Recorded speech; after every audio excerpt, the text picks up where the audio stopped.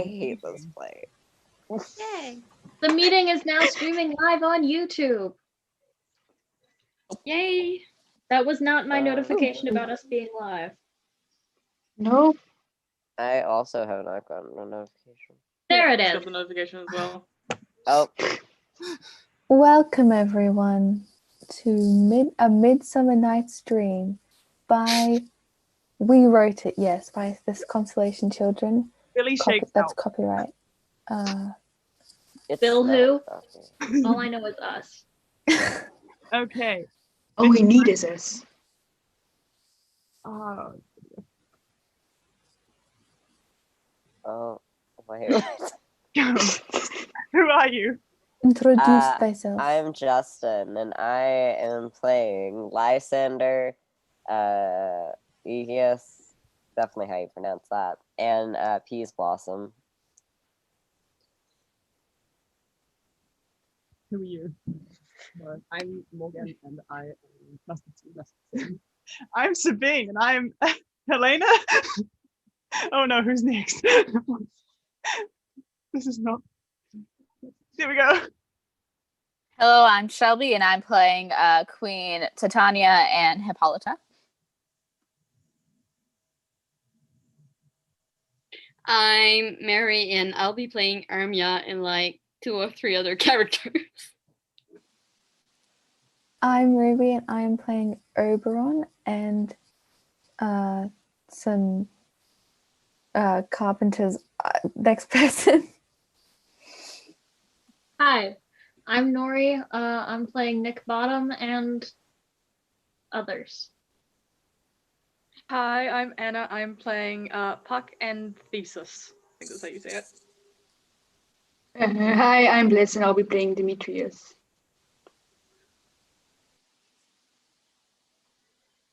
Nice. Go.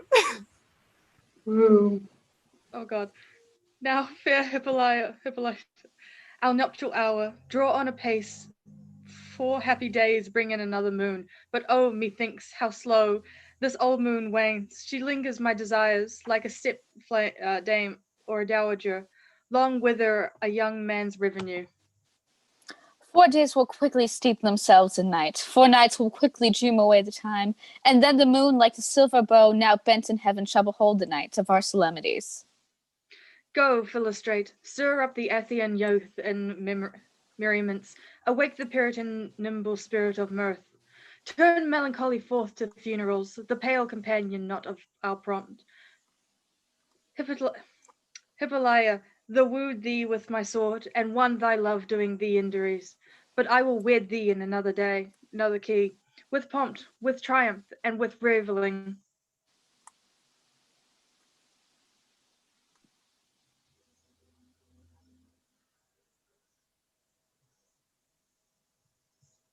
Aegis?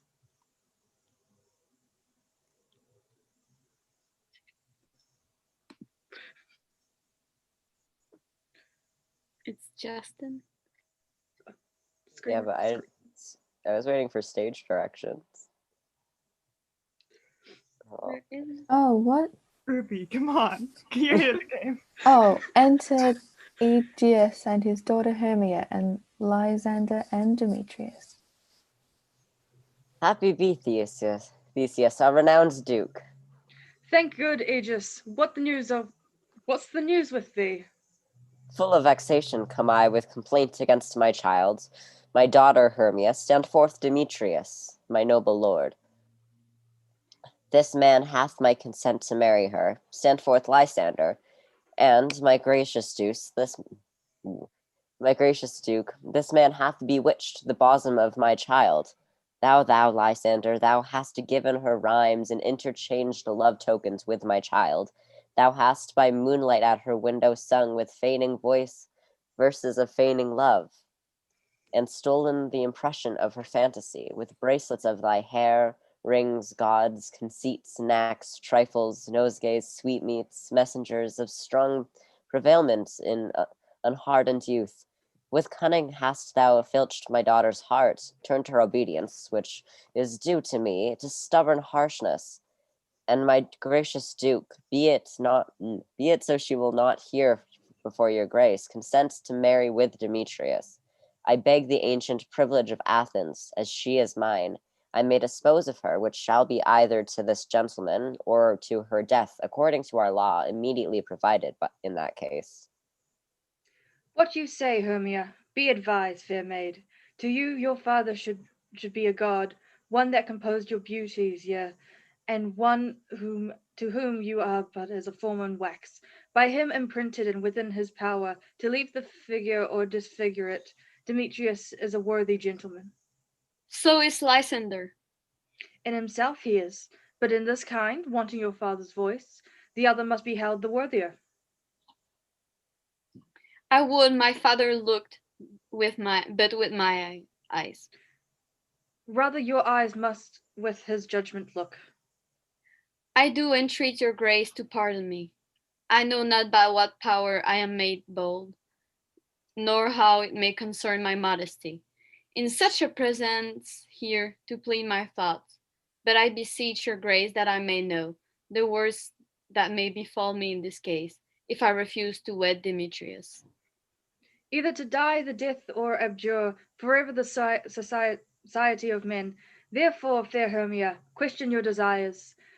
Know of your youth, examine your blood, whether, if you yield not in your father's choice, you can endure the lively of a nun, for aid to be in shady cloister mewed, to life a barren sister all your life, chanting fair hymns to the cold fruitless moon, thrice blessed in that they that master so their blood, to undergo such maiden pilgrimage, to earthlier happy as the rose distilled, than that which, whether on a virgin thorn, grows lives and dies in a single blessedness. So will I grow, so live, so die, my lord.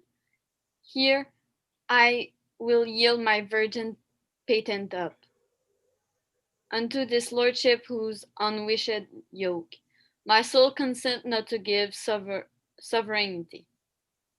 Take time to pause, and then by the new moon, the sealing day betwixt my love and me for everlasting bond of fellowship. Upon that day, either prepare to die, or for disobedience to your father's will, or else wed Demetrius as he would, or on Diana's altar to protest for a austerity of single life. Relent, sweet Hermia, and Lysander yield thy grace title to my certain right. You have her father's love, Demetrius. Let me have Hermia's. Do you marry him? Oh, God. Scornful Lysander, true, he hath my love, and what is mine, my love shall render him. Then she is mine, and all my right of her I do estate unto Demetrius. I am, my lord, as well derived as he, as well possessed. My love is more than his, my fortunes every way as fairly ranked, if not with advantage, as Demetrius. And, which is more than all these boasts can be, I am beloved of Boeotius Hermia. Why should not I then persecute my right? Demetrius, I'll avouch to his head, made love to Nadar's daughter Helena, and won her soul, and she, sweet lady, devoutly dotes in idolatry upon this spotted and inconsistent man. I must confess that I have heard so much, and with Demetrius thought to have spoken thereof, but being overfull of self-affairs, my mind did not lose it. But Demetrius, come, and come, Aegis, you shall go with me. I have some private schoolings for you both. For you, Hermia, you look to arm yourself, to fit your fancies to your father's will, or else the law of Athens yield you up, which by no means may be extenuate, to death or to a vow of single life. Come, my Hippolyta. What cheer, my love? Demetrius and Aegeus go along. I must employ you in some business against our nuptial and confer with you of something nearly that concerns yourself. With duty and desire we follow you. All but Hermia and Lysander exit. How now, my love? Why is your cheek so pale? How chance the roses there to fade so fast? Belike for want of rain, which I could will, beating them for the tempest of my eyes. I mean, for aught that I could ever read, could ever hear by tale or history, The course of true love never did run smooth, but either it was different in blood. O cross, too high to be enthralled to love. Or else misgraft in respect of years. O spite, too old to be engaged, too young. Or else it stood upon the choice of friends. O hell, to choose love by another's eyes. Or if there were a sympathy in choice, war, death, or sickness did lay siege to it, making it momentary as a sound, swift as a shadow, short as any dream, brief as the lightning in the qualied night, that in a spleen unfolds both heaven and earth, and ere a man hath power to say, Behold, the jaws of darkness do devour it up, so quick bright things come to confusion. If then true lovers have been ever crossed, it stands as an edict in destiny. Then let us teach our trial patience, because it is a customary cross, as due to love as thought and dreams and sights, wishes and tears, poor fancy's followers. A good persuasion. Therefore hear me, Hermia. I have a widow aunt, a dowager of great revenue, and she hath no child. From Athens is her house remote 7 leagues, and she respects me as her only son. There, gentle Hermia, may I marry thee, and to that place the sharp Athenian law cannot pursue us. If thou lovest me, then steal forth my father's house tomorrow night, and in the wood a league without the town, where I did meet thee once with Helena to do observance to a morn of May. There will I stay for thee. My good Lysander, I swear to thee by Cupid's strongest bow, by his best arrow with the golden head, by the simplicity of Venus's doves, by that which keeneth soul and prospers loves, and by that fire which burned the Carthage queen, when the false Trojan under seal was seen, by all the vows that ever man have broke, in numbers more than ever woman spoke, in that same place thou hast appointed me. Tomorrow truly will I meet with thee. Keep promise, love. Look, here comes Helena. Enter Helena. Godspeed, fair Helena. Whither away? Call you me fair? That fear again unsay. Demetrius loves your fear. Oh, happy fear! Your eyes are lodestars and your tongue sweet air, more turnable than lark to shepherd's ear. When wheat is green, when hawthorn buds appear, sickness is catching. Oh, where favors so! Yours would I catch, fair Hermia, ere I go. Your ear should catch your voice, my eye your eye. My tongue should catch your tongue's sweet melody. Were the world mine, Demetrius being baited, the rest I would give to you to be give to you translated. Oh, teach me how you look, and with what art you sway the motion of Demetrius's heart. I frown upon him, yet he loves me still. Oh, that your frowns would teach my smiles such skill. I give him curses, yet he gives me love. Oh, that my prayers could such affection move. The more I hate, the more he follows me. The more I love, the more he hateth me. His folly, Helena, is no fault of mine. None but your beauty. Would that fault were mine. Take comfort. He no more shall see my face. Lysander and myself will fly this place. Before the time I did Lysander see, seemed Athens as a paradise to me. Oh, then, what graces in my love do dwell, that he hath turned a heaven into hell. Helen, to you our minds we will unfold. Tomorrow night, when Phoebe doth behold her silver visage in the watery glass, decking with liquid pearl the bladed grass, a time that lovers' flights doth still conceal, through Athens' gates we devised to steal. And in the wood where often you and I, upon faint primrose bed, were wont to lie, emptying our bosoms of their counsel sweet, there my Lysander and myself shall meet, and thence from Athens turn away our eyes, to seek new friends and stranger companies.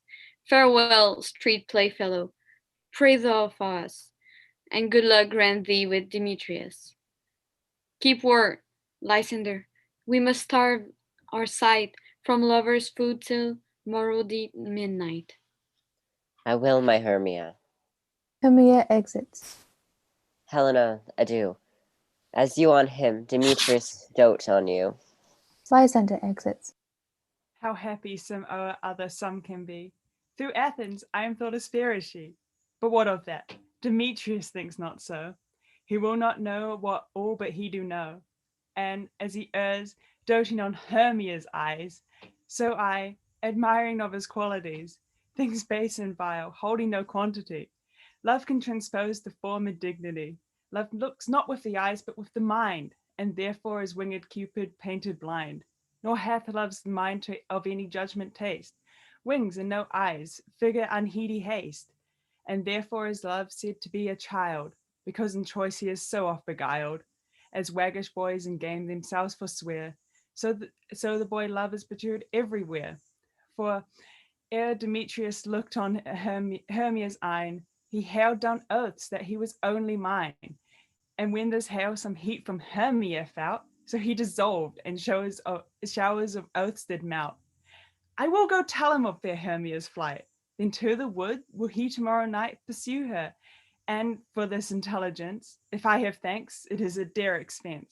But herein mean I to enrich my pain, to have his sight thither and back again.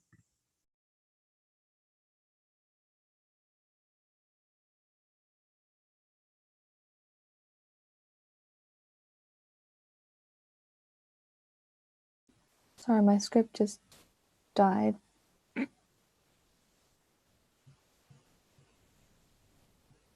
Act 1, Scene 2. Enter Quince the carpenter, and Snug the joiner, and Bottom the weaver, and Flute the bellows mender, and Snout the tinker, and Starveling the tailor.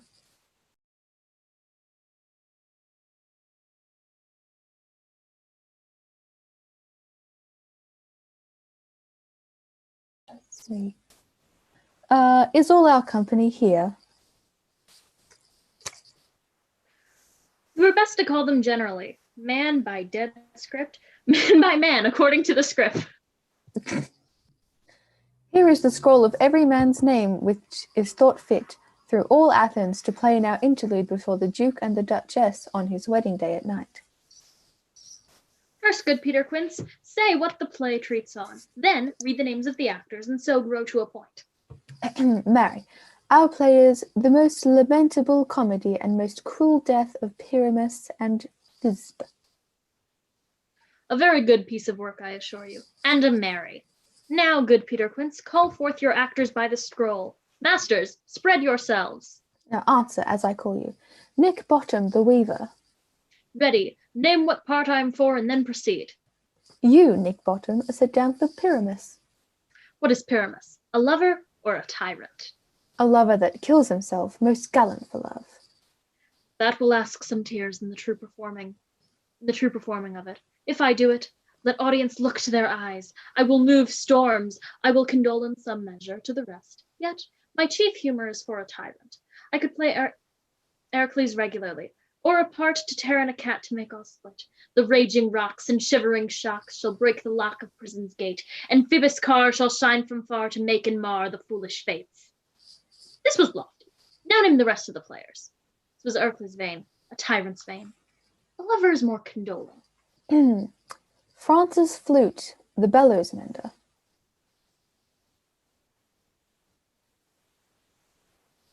Francis.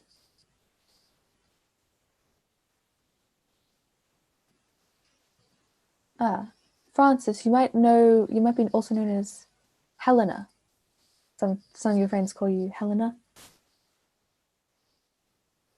Almost everybody here is a player, y'all. Or Sabine. I didn't. Most of you are in this scene.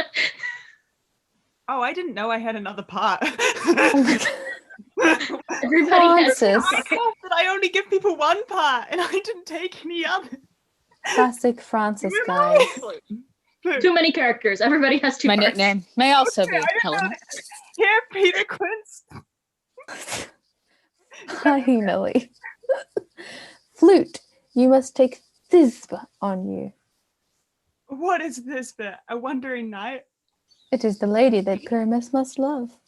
Nay, faith, let not me play a woman. I have a beard coming. That's all one. You shall play it in a mask, and you may speak as small as you will. And may I hide my face? Let me play Thisbe too. I'll speak in a monstrous little voice. Thisne, Thisne, ah, Pyramus, my lover dear, thy Thisbe dear and lady dear. No, you must play Pyramus, and flute you Thisbe. Well, proceed. Robin Starveling the tailor.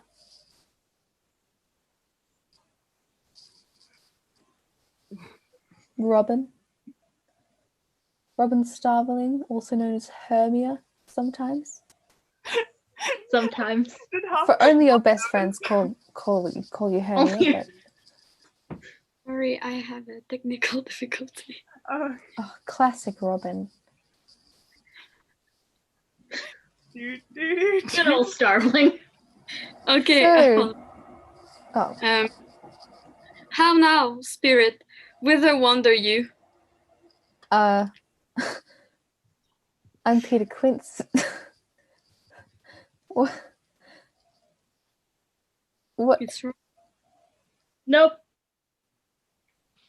Because it's written as Starveling. Oh, sorry. Yes, Starveling. Oh, hey. Here, Peter Quince. Robin Starveling, you must play Thisbe's mother, Tom Snout, the tinker. Here. Oh. It's me too. Here, Peter Quince. Hi, you, Pyramus's father, myself, Thisbe's father, Snug the joiner, you the lion's part, and I hope here is a play fitted. Have you the lion's part written? Pray you, if it be, give it me, for I am slow of study. You may do it ex tempore, for it is nothing but roaring. Let me play the lion too. I will roar that I will do any man's heart good to hear me. I will roar that I will make the Duke say, let him roar again, let him roar again. And you should do it too terribly. You would fright the Duchess and all the ladies that they would shriek, and that were enough to hang us all. That would hang us, every mother's son.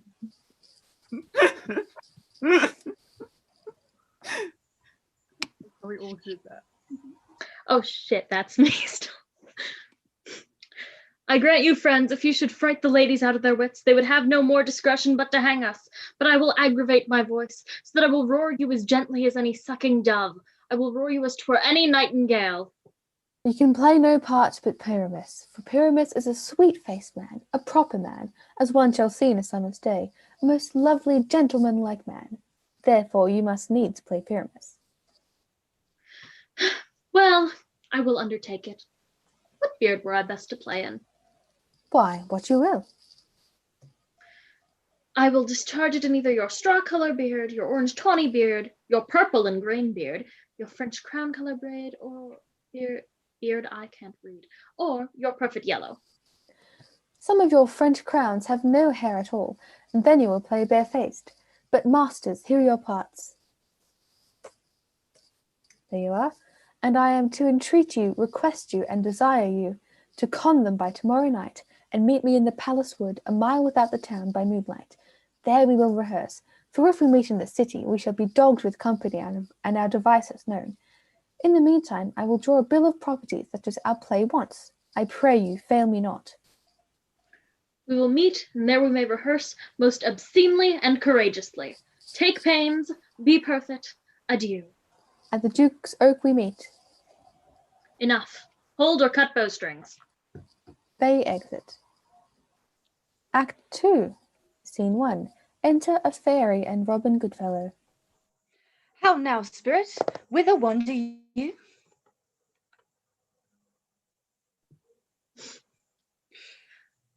Over hill, over dale, through brush, through briar, Over park, over pale, through flood, through fire, I do wander everywhere, swifter than the moon's sphere, and I serve the fairy queen, to dew her orbs upon the green. The cowslips tall her pensioners be, in the gold-cloaked spots you see, those be rubies, fairy favors, in those freckles live their savors. I must go seek some dewdrops here, and hang a pearl in every cowslip's ear. Farewell, thou lob of spirits, I'll be gone, our queen and all her elves come here anon. The king doth keep his reveal here tonight, to take heed the queen come not with his sight. For Oberon is passing fell in wrath, because that she as her attendant hath a lovely boy stolen from an Indian king. She never had so sweet a channeling. And jealous Oberon would have a child, king of his train to trace the forest wild. But she performed withhold the lovely boy, to crown him with flowers and make him all her joy. And now they never meet in the grove or green, by foun- by fountain clear or spangled starlight sheen. But they do square, and they all their elves for fear creep into the acorn cups and hide them there. Either I mistake your shape in making quite, or else you are that shrewd and knavish sprite called Robin Goodfellow. Are you not he that frightens the maidens of the villagery, skim milk and sometimes labor in the kern, and bootless make the breathless housewife churn, and sometime make the drink to bear no barm, mislead night wanderers, laughing at their harm? Those that hobgoblin call you, and sweet Puck, you do their work, and they shall have good luck. Are you not he? Thou speakest all right. I am that merry wanderer of the night, a jest of Oberon and make him smile, when a fat bed fed house beguile, neighing in the likeness of a filly foal, and sometimes lurk I in the gossip bowl, in the very likeness of roasted crab, and when she drinks, against her lips I bob, and on her withered dewlap pour the ale. A wisest aunt tell the saddle's tale, sometimes for thee footstool mistaketh me, then slip I from her bum, down the topples she, and Taylor cries the falls in the cough, and then the whole choir hold their hips in loft, and waxen in their mirth and knees and swear, a merrier hour was never wasted there. And room, fairy, here comes Oberon. And here my mistress, would that he were gone. Enter Oberon, the king of fairies, at one door with his train, and Titania the queen at another with hers. Ahem. All met by moonlight, proud Titania. What, jealous Oberon? Fairy, skip hence. I have forsworn his bed and company. Tarry, rash wanton, am I not thy lord? Then I must be thy lady. But I know when thou hast stolen away from fairyland, and in the shape of corn sat all day, playing on pipes of corn and versing love to amorous Phillida. Why art thou here? Come from the farthest steep of India, but then forsooth the bouncing Amazon. Your buskined mistress and your warrior love to Theseus must be wedded, and you come to give their bed joy and prosperity. How canst thou thus for shame, Titania? Glance at my credit with Hippolyta, knowing I know thy love to Theseus. Didst not thou lead him to the glimmering night from Perigona, whom he ravished, and make him with fair eagles break his faith with Ariadne and Antiopa? These are forgeries of jealousy, and never since the middle summer spring met we on hill and dale, forest or mead, by paved fountain, by rushy brook, or the beached margin of the sea, to dance our ringlets by the whistling wind. But with thy brawls thou hast disturbed our sport. Therefore the winds piping to us in vain, as in revenge have sucked it up from the sea. As in revenge, contagious fogs which falling in the land hath every pelting river made so proud, that they have overborne their continents. An ox hath therefore stretched his yoke in vain. The ploughman lost his sweet in the green corn, hath rotted ere his youth attained a beard. The fold stands empty in the drowned field, and the crowns are fatted with the murrain flock. The nine men's morris is filled up with mud, and the quaint mazes of the wanton green. For lack of tread or undistinguishable, the human mortals want their winter here. No night is now with Heim or Carol, lest therefore the moon, the governess of floods, pale in her anger washes all the air, and the rheumatic, rheumatic diseases do abound, and throughout the distemper we see. The seasons alter, hoary-headed frosts fall in the fresh lap of the crimson rose, and old hames then in icy crown. An odorous chaplet of sweet summer buds is, as in mockery, set the spring, the summer, the childing autumn, angry winter change their wonted liveries, and the amazed world, by their increase now knows not which is which. And the same progeny of evils comes from our debate, from our dissension. We are the parents and original. Do you amend it then? It lies in you. Why should Titania cross her Oberon? I do but beg a little changeling boy to be my henchman. Set your heart at rest. The fairyland buys not the child of me. His mother was a votress of my order, and in the spiced Indian air by night full often hath she gossiped by my side, and sat with me on Neptune's yellow sands, marking the embarked traders on the flood, when we have laughed to see the sails conceive and grow big-bellied on the wanton wind, which she, with pretty and with swimming gait, following, her womb then rich with my young squire, would imitate and sail upon the land, fetch me trifles and return again, as from a voyage rich in merchandise, but she, being mortal, of that boy did die. And for her sake do I rear up her boy, and for her sake I will not part with him. How long within this wood intend you stay? Perchance till after Theseus' wedding day. If you will patiently dance in our round and see our moonlight revels, go with us. If not, shun me, and I will spare your haunts. Give me that boy, and I will go with thee. Not for thy fairyland. Fairies away, we shall chide downright if I longer stay. Titania and her fairies exit. Well, go thy way. Thou shalt not from this grove shall I torment thee for this injury. My gentle Puck, come hither. Thou rememberest, since once I sat on a promontory and heard a mermaid on a dolphin's back, uttering such dulcet and harmonious breath that the rude sea grew civil at her song, and certain stars shot madly from their spears to hear the sea maid's music. I remember. That very time I saw, but thou couldst not, flying between the cold moon and the earth, Cupid all armed. A certain aim he took at a fair vestal throned by the west, and loosed his love shaft smartly from his bow, as it should pierce 100,000 hearts. But I might see young Cupid's fiery shaft quenched in the chaste beams of the watery moon, and the imperial votress pass on in maiden meditation, fancy-free. Yet marked I where the bolt of Cupid fell. It fell upon a little western flower, before milk white, now purple with love's wound, and maidens call it love in idleness.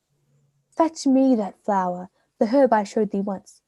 The juice of it on sleeping eyelids laid will make a man or woman madly dote upon the next live creature that it sees. Fetch me this herb, and be thou here again, ere the Leviathan can swim a league. I'll put a girdle round the earth in 40 minutes. He exits. Having once this juice, I'll watch Titania when she is asleep, and drop the liquor of it in her eyes. The next thing then she, waking, looks upon, be it on lion or bear, wolf, bull, on meddling monkey, or on busy ape, she shall pursue it with the soul of love. And ere I take this charm from off her sight, as I can take it with another herb, I'll make her render up her page to me. But who comes here? I am invisible, and I will overhear their conference. Enter Demetrius, Helena following him. I love thee not, therefore pursue me not. Where is thy sender and fair Hermia? The one I'll stay, the other stayeth with me. Thou toldst me they were stolen unto this wood, and here I am, and wood within this wood, because I cannot meet my Hermia. Hence, get thee gone, and follow me no more. You draw me, you hard-hearted adamant, and yet you draw not iron, for my heart is true as steel. Leave you your power to draw, and I shall have no power to follow you. Do I entice you? Do I speak you fair? Or rather do I not in plainest truth tell you I do not, nor I cannot love you? And even for that do I love you the more. I am your spaniel, and Demetrius, the more you beat me, I will fawn on you. Use me but as your spaniel. I hate this so much. Spurn me, Thank you. me, neglect me, lose me. Only give me leave, unworthy as I am, to follow you. And what worse a place can I beg in your love, and yet of a place of high respect with me, than be you to be used as you use your dog. Add not too much the hatred of my spirit, for I am sick when I look on thee. And I am sick when I look not on you. You do impeach your modesty too much, to leave the city and commit yourself into the hands of one that loves you not, to trust the opportunity of night and the ill counsel of a desert place, with the rich word of your virginity. Your virtue is my privilege. For that it is not night when I do see your face. Therefore I think I am not in the night, nor doth this wood lack worlds of company. For you in my respect are all the world.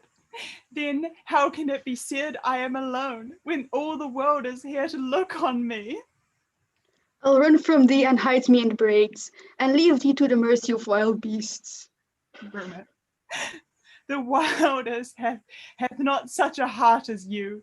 Run where you will, when you will, the story shall be changed. Apollo flies and Daphne holds the chase. The dove pursues the griffin. The mild hind makes speed to catch the tiger. Bootless speed when cowardice, I know, pursues and valor flies. I will not stay thy questions. Let me go, or if thou follow me, do not believe, but I shall do thee mischief in the wood. Aye, in the temple, in the town, in the field, you do me mischief. Fie, Demetrius, your wrongs do set a scandal on my sex. We cannot fight for love as men may do. We should be wooed, and no, we're not made to woo. Demetrius exits. I'll follow thee and make a heaven of how. To die upon the hand I love so well. Helena exits. Oberon, right, Fare thee well, nymph. Ere he do leave this grove, thou shalt fly him, and he shall seek thy love. Enter Robin. Hast thou the flower there? Welcome, wanderer. Aye, there it is. I pray thee, give it me. Robin gives him the flower. I know a bank where the wild thyme blows, where oxlips and the nodding violet grows, quite over canopied with luscious woodbine, with sweet musk roses, and with eglantine. There sleeps Titania sometime of the night, lulled in these flowers with dances and delight, and there the snake throws her enamelled skin, weed wide enough to wrap a fairy in. And with the juice of this I'll streak her eyes, and make her full of hateful fantasies. Take thou some of it, and seek through this grove. He gives Robin part of the flower. A sweet Athenian lady is in love with this disdainful youth. Anoint his eyes, but do it when the next thing he espies may be the lady. Thou shalt know the man by the Athenian garments he hath on. Effect it with some care, that he may prove more fond on her than she upon her love.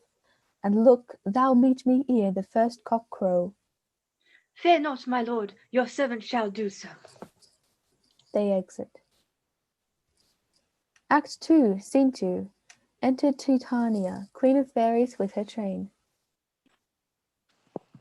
Come now, O roundel and a fairy song, sing me now asleep, then to your offices and let me rest. She lies down. Fairies sing. Titania sleeps.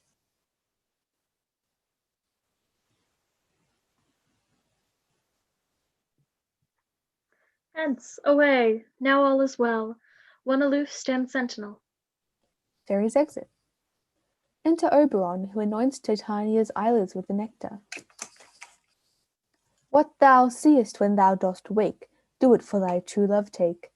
Love and languish for his sake, be it ounce or cat or bear, pard or boar with bristled hair, in thy eye that shall appear. When thou wakest, it is thy dear. Wake when some vile thing is near. He exits. Enter Lysander and Hermia.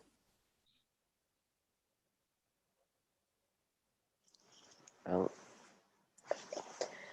Fair love, you faint with wandering in the wood, and speak troth I have forgot our way. We'll rest us, Hermia, if you think it good, and tarry for the comfort of the day. Be it so, Lysander. Find you out a bed, for I upon on this bank will rest my head. One turf shall serve as pillow for us both, one heart, one bed, two bosoms, and one trough. Nay, good Lysander, for my sake, my dear, lie further off yet. Do not lie so near. Oh, take the sense, sweet of my innocence.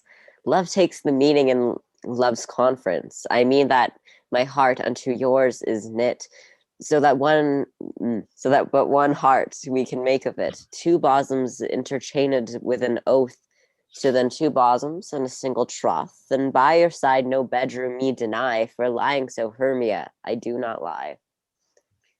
Lysander riddles very prettily. Not much beshrew my manners and my pride, if Hermia meant to say that Lysander lied. But, gentle friend, for love and courtesy, lie further off in human modesty. Such separation, as may well be said, becomes a virtuous bachelor and a maid. So far be distant, and good night, sweet friend. Thy love near alter thy sweet life end. Amen, amen to that fair prayer say I. And then end life when I end loyalty. Here is my bed. Sleep give thee all his rest. With all of that wish the wisher's eyes be pressed. They sleep. Enter Robin. Through the forest I have gone, but Ethian found I have none. On whose eyes I must approve this flower's force and stirring love. He sees Lysander. Night and silence, who is here? Weeds of Ethan he doth wear. This is he, my master Sid. Despise the Ethian maid. And here the maiden sleeps sound on the dank and dirty ground. Pretty soul, she durst not lie near this lack love, this kill courtesy. Churl upon thy eyes I throw all the power this claim doth owe. He anoints Lysander's eyelids with the nectar. Oh no! When thou walk'st and let love forbid, sleep has set on thy eyelids. So awake when I am done, for I must now to Oberon. He exits. Enter Demetrius and Helena, running. Stay, though thou kill me, sweet Demetrius. Stay on thy peril, I alone will go. Oh, I am out of breath in this fond chase. The more my prayer, the lesser is my grace. Happy is Hermia, who where she lies, wheresoever she lies, for she hath blessed and attractive eyes. How come her eyes so bright? Not with salt tears. If so, my eyes are oftener washed than hers. Hers, I can read. No, I am as ugly as a bear. For beasts that meet me run away for fear. Therefore, no marvel through Demetrius do as a monster fly my presence thus.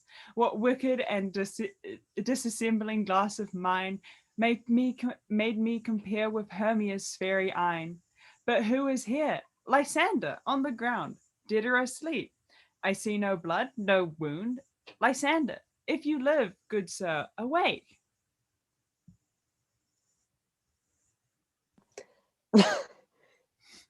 And run through fire I will for thy sweet sake, transparent Helena. Nature shows art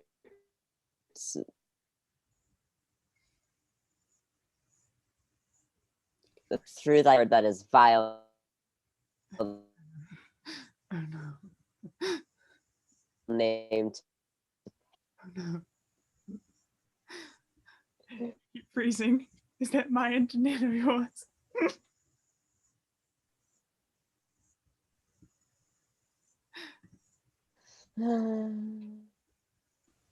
G. Wait. Okay, that's cool. Okay. Lysander was just so in love that he just broke. Yep. I think it's working now. Do you want to do that, Liney? Or I don't know. Sure. Just to see. Okay. I heard none of your lines. So. Okay. And run through fire I will for thy sweet sake, transparent Helena. Nature shows art that through thy bosom makes me see thy heart. Where is Demetrius? Oh, how fit a word that is that vile name to perish on my sword. Do not say so, Lysander. Say not so. What though he love your Hermia, Lord? What though? Yet Hermia still loves you. Then be content. Content with Hermia? No, I do repent the tedious minutes I have No, I do repent the tedious minutes I with her have spent. Not Hermia, but Helena I love. Who will not change a raven for a dove? The will of man is by his reason swayed, and reason says you are the worthier maid.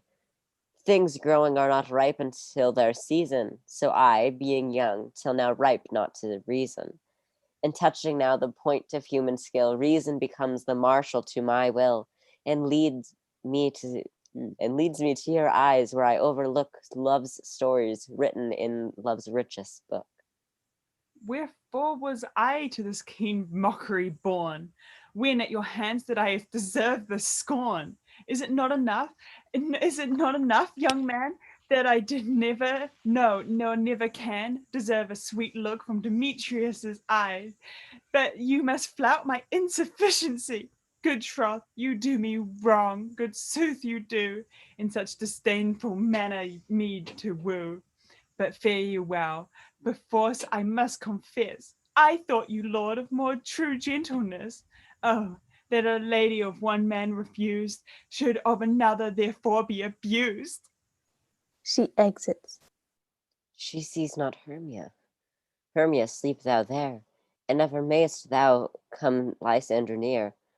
For as surfeitas of the sweetest things, the deepest loathing to the stomach brings, or as the hearses that men do leave are hated most of those they did deceive. So thou, my surfeit of and my hearsay, of all be hated, but the most of me, and all my powers address your love and might to honor Helen and to be her knight. He exits. Help me, Lysander, help me. Do thy best to pluck this crawling serpent from my breast. Ay me, for pity, what a dream was here. Lysander, look how do I quackle with fear.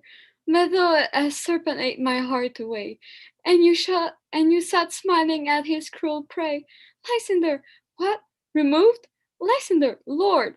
What, out of hearing? Gone? No sound, no word. Alack, where are you? Speak, and if you hear, speak of all lovers. I swoon almost with fear. No, then I will perceive you are not night. Either death or you I'll find immediately. She exits. Act 3, Scene 1. With Titania still asleep on stage, enter the clowns, Bottom, Quince, Snout, Starveling, Snug, and Flute.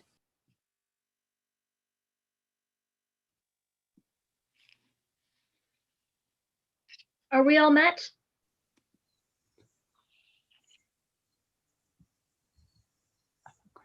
Are we all unmuted? Sorry, Bottom, Pat Pat, and here's a marvel's convenient place for our rehearsal.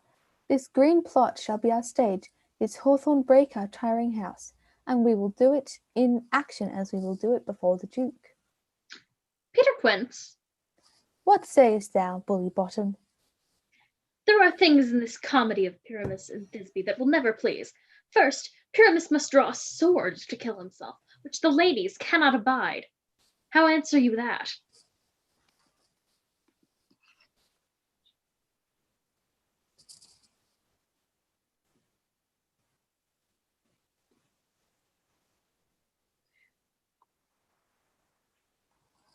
by our laking a parlous fear. I believe we must leave the killing out when all is done. Not a whit. I have a device to make all well. Write me a prologue, and let the prologue seem to say, we will do no harm with our swords, and that Pyramus is not killed indeed, and that, for the more better assurance, tell them that I, Pyramus, am not Pyramus, but Bottom the Weaver. This will put them out of fear. Well, we will have such a prologue, and it shall be written in 8 and 6. No, no. Make it 2 more. Let it be written in 8 and 8. Will not the ladies be afeard of the lion? I fear it, I promise you. Masters, you have to consider with yourself to bring in, God shield us, a lion among ladies is a most dreadful thing, for there is not a more fearful wildfowl than your lion living, and we ought to look to it. Therefore, another prologue must tell he is not a lion. Nay, you must name his name, and half his face must be seen through the lion's neck, and he himself must speak through this, saying thus, or to the same effect, ladies, or fair ladies.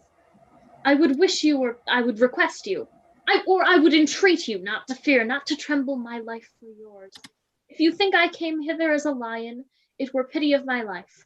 No, I am no such thing. I am a man as other men are. And there indeed let him name his name and tell plainly that he is Snug the Joiner. Well, it shall be so. But there is 2 hard things, that is, to bring the moonlight into a chamber, for you know Pyramus and Thisbe meet by moonlight. Doth the moon shine that night we play our play? A calendar, a calendar. Look in the almanac. Find out moonshine. Find out moonshine.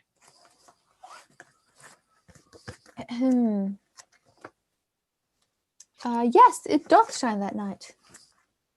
Why then, may you leave a casement of the great chamber window where we play open, and the moon may shine in the casement. Aye, or else one must come in with a bush of thorns and a lantern and say he comes to disfigure or to present the person of moonshine. Then there is another thing. We must have a wall in the great chamber, for Pyramus and Thisbe, says the story, did talk through the chink of a wall. You can never bring in a wall. What say you, Bottom? Some man or other must present wall, and let him have some plaster or some loam or some rough cast about him to signify wall. Or let him hold his fingers thus, and through that cranny shall Pyramus and Thisbe whisper. If that may be, then all is well. Come, sit down, every mother's son, and rehearse your parts. Pyramus, you begin. When ye have spoken your speech, enter into that break, and so everyone according to his cue. Enter Robin, invisible to those on stage.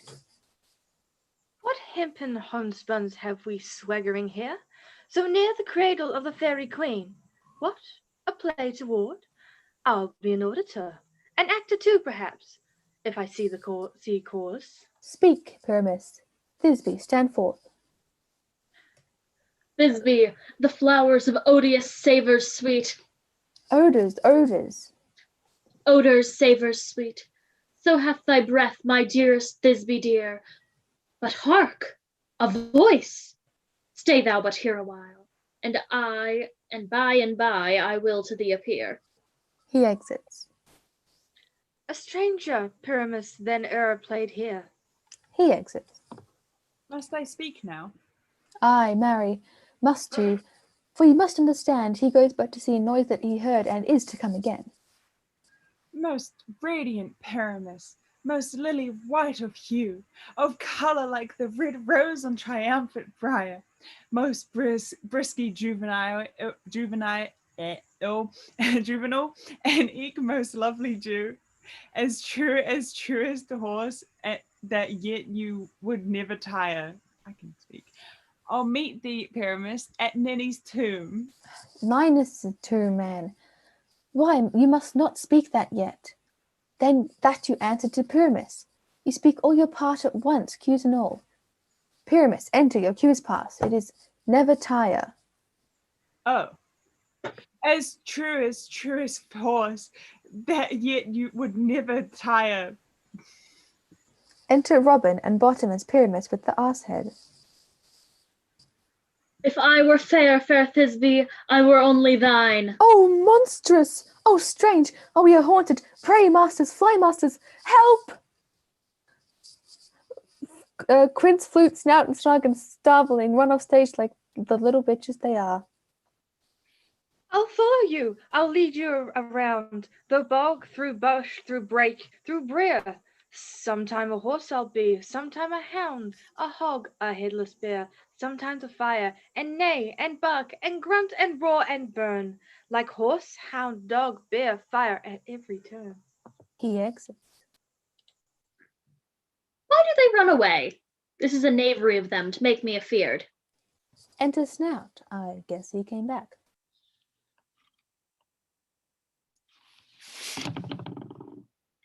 I lost the script. Give me.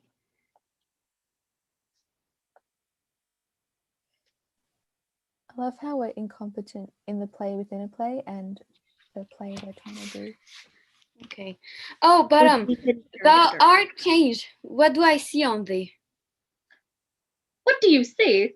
You see an ass head of your own, do you? Snout exits again. I see their knavery. This is to make an ass of me, to frighten me if they could. But I will not stir from this place, do what they can. I will walk up and down here, and I will sing that they shall hear, I am not afraid. Why did I leave this in the script? He sings. The ouzel cock so black of hue, with orange tawny bill, the throstle with his note so true, the wren with little quill. What angel wakes me from my flowery bed? The finch, the sparrow, and the lark, the plain-sung cuckoo grey, whose note full many a man doth mark, and dares not answer nay. For, indeed, who would set his wits so foolish a bird to so foolish a bird? Who would give a bird the lie, so he cry, cuckoo, never so? I pray thee, gentle mortal, sing again. My ear is much enamored of thy note, so is my eye enthralled to thy shape, and the fair virtues for performance doth move me, on the first view to say, to swear, I love thee. Methinks, mistress, you should have little reason for that. And yet, to say the truth, reason and love keep little company together nowadays. The more pity that some honest neighbours will not make them friends. Nay, I can gleek upon occasion. Thou art as wise as thou art beautiful. Not so neither. But I had wit enough to get out of this. But if I had wit enough to get out of this wood, I have enough to serve mine own turn. Out of this wood do not desire to go. Thou shalt remain here whether thou wilt or not. I am a spirit of no common rate. The summer still doth tend upon my state, and I do love thee. Therefore go with me.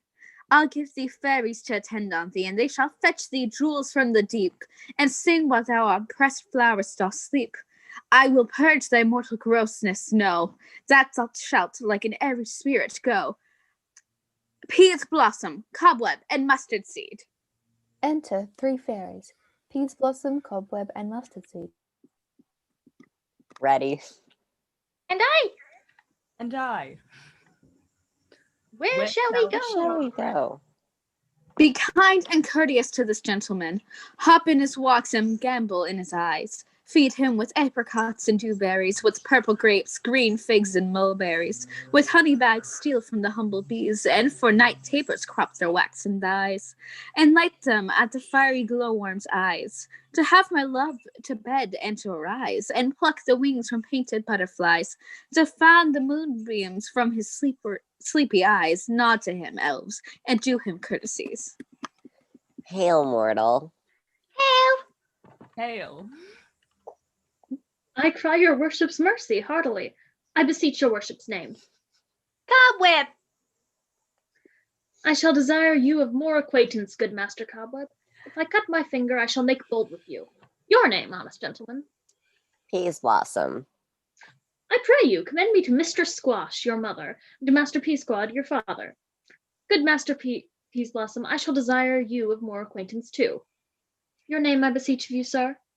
Mustard seed. Good Master Mustard Seed, I know your patience well. That same cowardly giant-like ox beast hath devoured many a gentleman of your house. I promise you, your kindred hath made mine eyes water ere now. I desire of you more acquaintance, good Master Mustard Seed. Come, wait upon him. Lead him to my bower. The moon, methinks, look with a watery eye, and when she weeps every little flower, lamenting some enforced chastity. Tie up my lover's tongue, bring him silently. They exit. Act 3, Scene 2. Enter Oberon, King of Fairies. I wonder if Titania be awaked, then what it was that next came in her eye, which she must dote on in extremity. Enter Robin Goodfellow. Here comes my messenger. How now, mad spirit? What night rule now about this haunted grove? My mistress with the monster is in love, near to her close and concentrated brow, which was in her dull and sleeping hour. A crew of Petra's rude mechanicals, and then work for bread upon Athens' stalls, were met with together to rehearse a play, intended for a great Theseus' nuptial day. The shallow thick skin of the barren sort, who Pyramus presented in their sport, forsook his scene and entered in a break, when I did him and his advantage take. And as Snout affixed on his head, anon his Thisbe might be answered, and forth my mimic comes, when they him spy, and wild geese that creeping fowls eye, or russet prey or coughing, may in sort rising the crawling in the guns resort, sever themselves and madly sweep in the sky, so his sight away his fellows fly. And our swamp here o'er and o'er one falls, he murder cries and helps from Athens' court. Their senseless weak and lost in their fears, thus strong, made senseless thinking begin to them wrong. For briefs and thorns in their apparel snatch, for some sleeves, some hats, some yielders of all things catch. I led them on in this distracted fear, and led sweet Pyramus translated there. When in that moment, so it came to pass, Tatiana waked in the strange, straightway loved an ass. Oh, this falls out better than I could devise. But hast thou yet latched the Athenian's eyes with the love juice, as I did bid thee do? I took him sleeping, and then finished too, and then the Athens woman by his side. Then that which he waked, for forced she must be eyed. Enter Demetrius and Hermia. Stand close. This is the same Athenian. This is the woman, but not this the man. They step aside. Oh, why rebuke you him that loves you so? Lay bread so bitter on your bitter foe. Now, I but chide. But I should use thee worst, for thou, I fear, hast given me cause to curse. If thou hast slain Lysander in his sleep, being horseshoes in blood, plunge in the deep, and kill me too. The sun was not so true unto the day as he to me. Would he have stolen away from sleeping Hermia? I'll believe as soon this whole hurt may be bored, and that the moon may through the center creep, and so displeased her brothers noontide with the antipodes. It cannot be but thou hast murdered him. So should a murderer look, so dead, so grim. So should the murderer look, and so should I, pierced to the heart with your stern cruelty. Yet you, the murderer, look as bright, as clear as yonder Venus in her glimmering sphere. What's this to my Lysander? Where is he? Ah, good Demetrius, wilt thou give him me? I had rather give his carcasses to my hounds. Out, dog! Out, cur! Thou drivest me past the bounds of maiden's patience. Hast thou slain him then? Henceforth be never numbered amongst men. O once tell true even for my sake. Thou durst thou have looked upon him, being awake, and hast thou killed him sleeping? Oh, brave touch! Could not a worm and adder do so much? And adder did it, for with double tongue. Then thine, thou serpent, never addedst down. You spent your passion on a misprized mood. I am not guilty of Lysander's blood, nor is he dead, for aught I can tell. I pray thee, tell me then that he is well. And if I could, what should I get there for? A privilege never to see me more, and from thy hated presence part I so. See me no more, whether he be dead or not. She exits. There is no following her in this fierce vein. Here, therefore, for a while I will remain. So sorrow's heaviness doth heavier grow, for that bankrupt sleep those sorrow owe, which now in some slight measure it will pay, if for his tender here I make some stay. He lies down and falls asleep. What hast thou done? Thou hast mistaken quite, and I laid the love juice on some true love sight. Of thy this Prisian must perforce ensue some true love turned, not a false turn true. Then true, O earls, that one man holding troth, a million fail, confounding oath and oath. About the wood goes swifter than the wind, and Helena of Athens look thou find. All fancy sick she is, and pale of cheer, with sighs of love that cost the fresh blood dear. By some illusion see thou bring her here. I'll charm his eyes against she do appear. I go, I look how I go, swifter than an arrow from the Tartar's bow. He exits. Flower of this purple dye, hint with Cupid's archery, sink in apple of his eye. When his love he doth espy, let her shine as gloriously as the Venus of the sky. When thou wakest, if she be by, beg her of her for remedy. Enter Robin. Captain of our fairy band, Helena is here at your hand, and the youth took by me, pleading for a lover's fee. Shall we their fond pageant see? Lord, what fools these mortals be! Stand aside, the noise they make will cause Demetrius to awake. Then will two at once woo one, and then must needs be sport alone. And those things do best please me, and now before prepost Rosalie, they step aside. They step aside. Enter Lysander and Helena. Why should you think that I should woo in scorn? Scorn and derision never come in tears. Look, when I vow, I weep, and vows so born, in their nativity all truths appear. How can these things in me seem scorn to you, bearing the badge of faith to prove them true? You do advance your cunning more and more, when truth kills truth. O devilish holy fray, these vows are Hermia's. Will you give her o'er, weigh oath with oath, and you'll nothing weigh? Your vows to her and me, put in two scales, will even weigh in both as light as tails. I had no judgment when to her I swore. Nor none in my mind, now you give her o'er.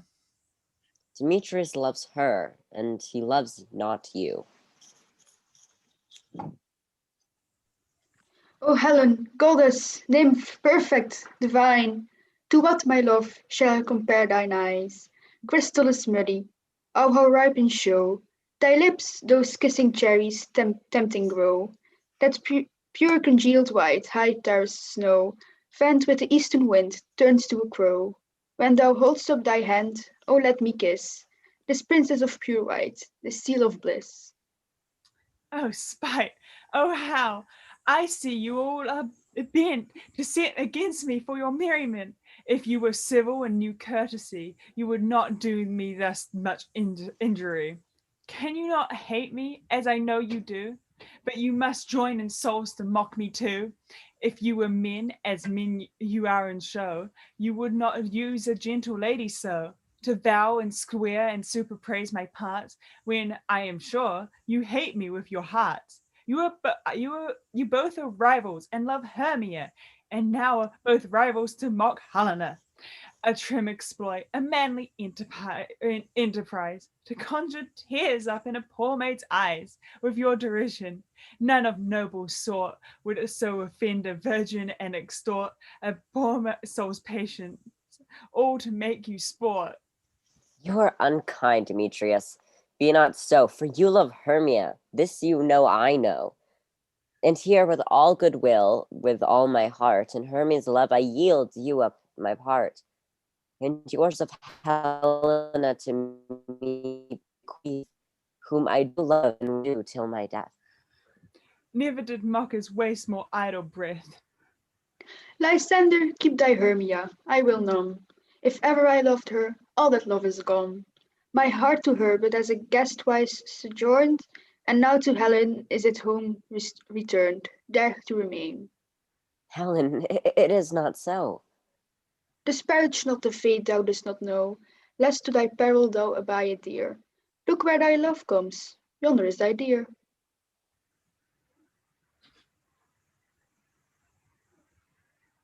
Enter Hermia. Dark night, that from the eyes this function takes, the ear more quirk of apprehension makes. Warhand it doth impair the seen sense, it pays the hearing double recompense. Thou art not by mine eye, Lysander found. Mine ear, I thank it, brought me to thy sound. But why unkindly diest thou leave me so? Why should she stay whom love doth press to go? What love could press Lysander from my side? Lysander's love that would not let him bide, fair Helena, who more engilds the night than all yon fiery O's and eyes of light. Why seekest thou me? Cannot this make thee know? The hate I bear thee made me leave thee so. You speak not as you think, it cannot be. Lo, she is one of this confederacy. Now I perceive they have conjured all three to fashion this false sport in spite of me. Injurious Hermia, most ungrateful maid, have you conspired? Have you with these contrived to bait me with this foul derision? Is all the counsel that we two have shared, the sisters' vows, the hours we have spent, when we have chid the hasty-footed time for parting us? Oh, is all forgot? All school days friendship, childhood innocence? We, Hermia, like two artificial gods, have with our needles created both one flower, both on one sampler, sitting on one cushion, both warbling of one song, both in one key, as if our hands, our sides, voices, and minds had been incorporeate. So we grew together, like to a double cherry, seeming parted, but yet a union in partition. Two lovely berries molded on one stem. This is so gay. So with two sleeping bodies, but one heart. Two of the first, like coats in heraldry, due but to one, crowned with one crest.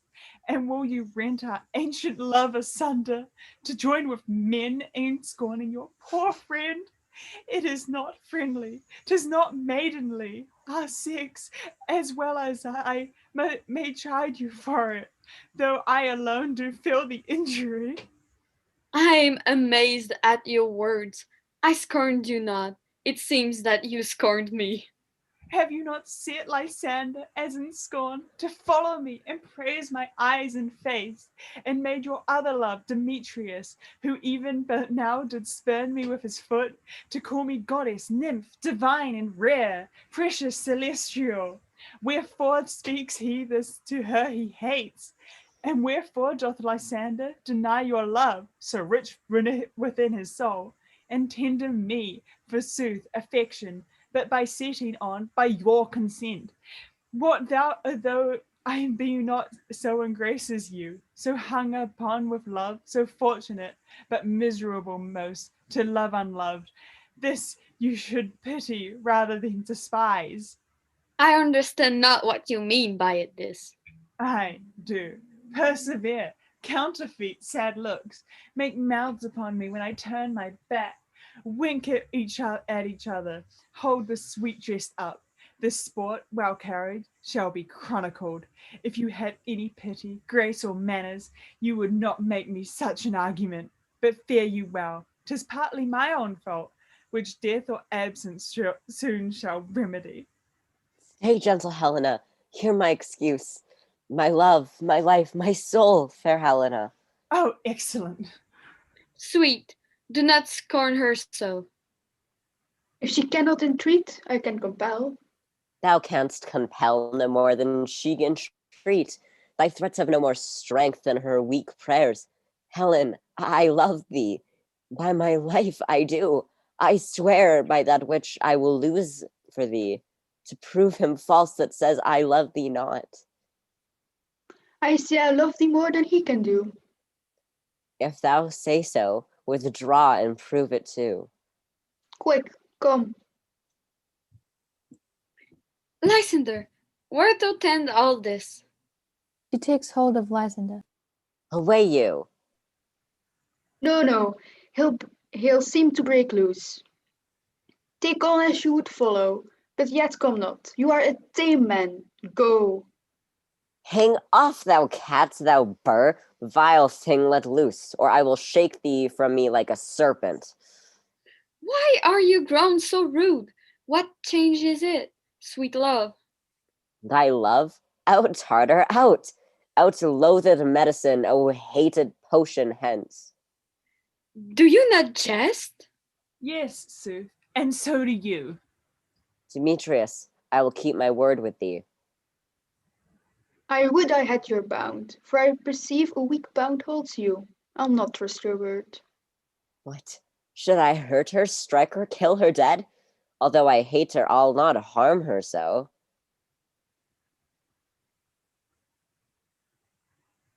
What can you do me greater harm than hate? Hate me? Wherefore? Oh me, what news, my love? Am I not I, Hermia? Are you not you, Lysander? I am as fair now as I was erewhile. Since night you loved me, yet since night you left me. Why then you left me? Oh, the gods forbid. In earnest shall I say. I but my life, and never did desire to see thee more. Therefore be out of hope and question of doubt. Be certain nothing truer, 'tis no jest, that I do hate thee and love Helena. Hermia turns him loose. Oh me, to Helena, you juggler, you canker blossom, you thief of love. What, have you come by night and stolen my love's heart from him? Fine, faith. Have you no modesty, no maiden shame, no touch of bashfulness? What, will you tear impatient answers from my gentle tongue? Fie, fie, you counterfeit, you puppet, you! Puppet? Why so? That way goes the game. Now I perceive that she hath made compare between our statures. She hath urged her height, and with her personage, her tall personage, her eyes forsooth, she hath prevailed with him. And are you grown so high in his esteem, because I am so dwarfish and so low? How low am I, thou painted mayhole? Speak, how low am I? I am not yet so low, but that my nails can reach into thine eyes. I pray you, though you mock me, gentlemen, let her not hurt me. I was never cursed. I have no gift at all in my shrewishness. I am a right maid for my cowardness. Let her not strike me. You perhaps may think, because she is something lower than myself, that I can match her. Lower? Hark again! Good Hermia, do not be so bitter with me. I evermore did love you, Hermia. Did ever keep your counsels, never wronged you, save that, in love unto Demetrius, I told him of your staff until this wood. He followed you. For love I followed him. But he hath chid me hence and threatened me, to strike me, spurn me, nay, to kill me too. And now, so you will let me quiet go, to Athens will I bear my folly back, and follow you no further. Let me go. You see how simple and how fond I am. Why, get you gone. Who who is that hinders you? A foolish heart that I leave here behind. What? With Lysander? With Demetrius. Be not afraid. She shall not harm thee, Helena. No, sir, she shall not. Do you take her part? Oh, when she is angry, she is keen and shrewd. She was a vixen when she went to school, and though she be but little, she is fierce. Little? Again? Nothing but low and little? Why would you suffer her to flout me thus? Let me come to her. Get you gone, you dwarf, you minimus of hindering knot-grass maid, you bead, you acorn. You are too officious. In her behalf that scorns your services. Let her alone, speak not of Helena, take not her part, for if thou dost intend, never so little show of love to her, thou shalt abide it. Now she holds me not. Now follow, if thou darest to try whose right, of thine or mine, is most in Helena. Follow, nay, I'll go with thee, cheek by jowl. Demetrius and Lysander exit. You, mistress, all this coil is long of you. Helena retreats. Nay, go not back. I will not trust you. I no longer stay in your cursed company. Your hands than mine are quicker for a fray. My legs are longer though to run away. She exits. I am amazed and know not what to say. She exits. Gay Puck! This is thy negligence. Still thou mistakest, or else committest thy knaveries wilfully. Believe me, King of Shadows, I mistook. Did not you tell me I should know the man by the Athens garment and that he had on? And so far blameless proves my enterprise, that I have anointed an Athenian's eyes, and so far I am glad I did glad I it so did sort, and this is their jangling I esteem a sport. Thou seest these lovers seek a place to fight. High, therefore, Robin, overcast the night. Their starry welkin cover thou anon, with drooping fog as black as Acheron, and lead these testy rivals so astray as one come not within another's way. Like to Lysander, sometime frame thy tongue, then stir Demetrius up with bitter wrong. And sometime rail thou like Demetrius, and from each other look thou lead them thus, till o'er their brows deep counterfeiting sleep with leaden legs and batty wings doth creep. Then crush this herb into Lysander's eye. He gives a different flower than the one that caused all this to Robin, whose liquor hath this virtuous property, to take from thence all error with his might, and make his eyeballs roll with wonted sight. When they next wake, all this derision shall seem a dream and fruitless vision. And back to Athens shall the lovers wend, with league whose date till death shall never end.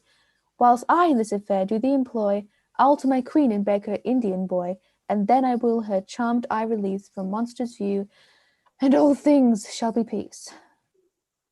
My fairy lord, this must be done with haste, for night swift dragons cut the clouds full fast, and yonder shines an aurora's harbinger, and those approach the ghosts wandering here and there. Troop home for churchyard, damned spirits all, this is in crossways, and floods have burial. Already to their wormy beds have gone, for fear lest day should look their shames upon, they're wilfully themselves exile from light, and must be a consort with the black-browed night.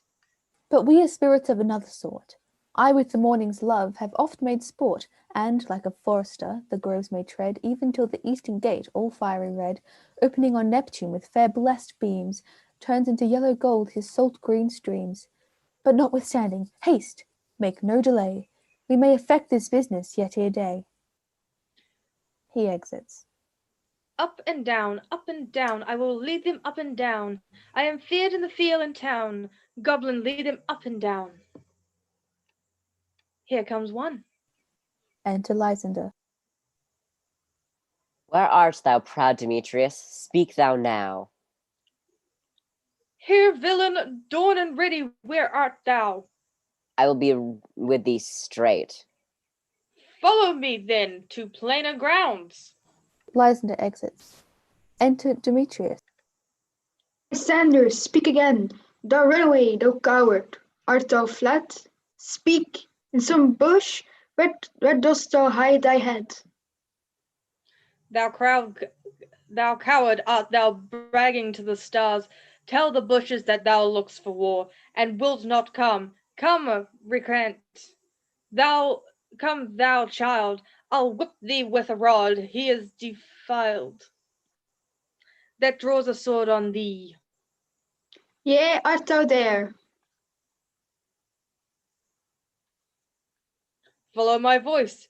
Well, try no manhood here. They exit. Enter Lysander.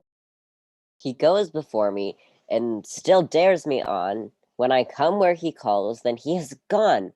The villain is much lighter heeled than I. I followed fast, but faster he did fly. That fallen am I in dark, uneven way, and here will rest me. Come, thou gentle day, for if but once thou show me thy grey light, I'll find Demetrius and revenge this spite. He lies down and sleeps. Enter Robin and Demetrius. Ho, ho, coward, why comest thou not? Abide me, if thou darest, for well and darest not stand nor look me in the face. Where art thou now? Come hither, I am here. Nay then, thou mockest me, thou shalt buy this dear, if ever I thy face by daylight see. Now go thy way, faintness constraineth me, to measure out my length on this cold bed. By day's approach look to be visited. He lies down and sleeps too. Enter Helena. O weary night, O long, tedious night, abate thy hours, shine comforts from the east, that I may back to Athens by daylight. From these my poor company detest, and sleep that sometimes shuts up sorrow's eyes. Steal me away a while from mine own company. She lies down and sleeps. Yet but three, come one more. Two of both kind make up four. Hence she comes, cursed and sad, Cupid as Gnavish lad, thus to make poor female mad. Enter Hermia. Never so weary, never so in woe, bedabbled with the dew and torn with briars. I can no further crawl, no further go. My legs can keep no paces with my desires. Here will I rest me till the break of day. Heaven shield Lysander if they mean not pray. She lies down and sleeps. On the ground, sleep and sound, I apply to your eyes, gentle love of remedy, Robin. Apply to the nectar. When thou walk'st and those talked, true delight in the sight of thy former lady's eyes, and in the country proverb known, and that every man should have taken his own, in waking shall be shown. Jack shall have Jill, naught shall go ill. The man shall have his mare again, and all shall be well. He exits. Act 4, Scene 1. With the four lovers still asleep on stage, enter Titania, Queen of Fairies, and Bottom and Fairies, and Oberon the King, behind them unseen by those on stage. Come, sit thee down upon this flowery bed, while eyes thy amiable cheeks do coy, and stick musk roses in thy sleek smooth head, and kiss thy fair large ears, my gentle joy. Wilt thou hear some music, my sweet love? I have a reasonable ear in music. Let's have the tongs and the bones. Or say, sweet love, what thou desirest to eat. Truly, a peck of provender. I could munch your good dry oats. Methinks I have a great desire to a bottle of hay. Good hay, sweet hay, hath no fellow. I have a venturous fairy that shall seek the squirrel's hoard and fetch thee new nuts. I'd rather have a handful or two of dried peas. But, I pray you, let none of your people stir. I have an exposition of sleep come upon me. Sleep thou, and I will win thee in my arms. Fairies, be gone and be always away. Fairies exit. So doth that woodbine the sweet honeysuckle gently entwist with the female ivy so, and rings the barking fingers of the elm. Oh, how I love thee, and how I dote on thee. Bottom and Titania sleep. Enter Robin Goodfellow. Welcome, good Robin. Seest thou this sweet sight? Her dotage now I do begin to pity, for, meeting her of late behind the wood, Seeking sweet favours for this hateful fool, I did upbraid her and fall out with her. For she his hairy temples then had rounded with a coronet of fresh and fragrant flowers, and that same dew, which sometime on the buds was wont to swell like round and orient pearls, stood now with the pretty Floreat's eyes, like tears that did her own disgrace bewail. When I had at my pleasure taunted her, and she in mild terms begged my patience, I then did ask of her of changeling child, which straight she gave me, and her fairy sent to bear him to my bower in fairyland.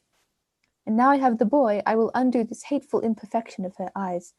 And, gentle Puck, take this transformed scalp from off the head of this Athenian swain, that he, awaking when the other do, may all to Athens back again repair, and think no more of this night's accidents, but as the fierce vexation of a dream.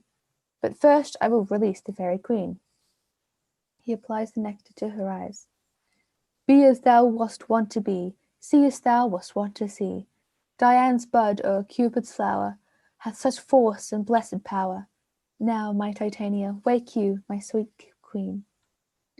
My Oberon, what visions have I seen? Methought I was enamored with an ass. There lies your love.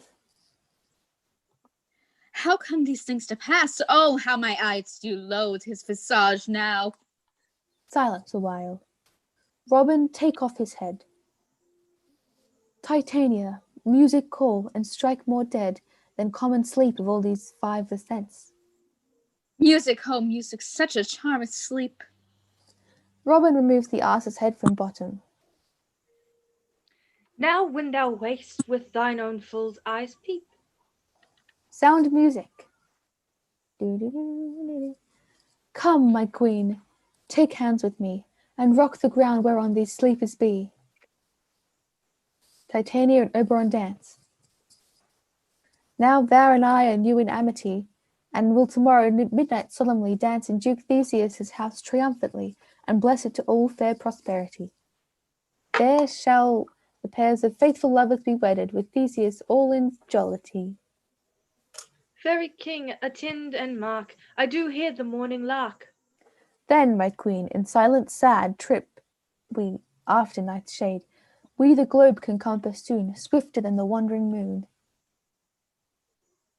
Come, my lord, in our flight, tell me how it come this night. Then I sleeping Kira's found when these mortals on the ground. Oberon, Robin, and Titania exit.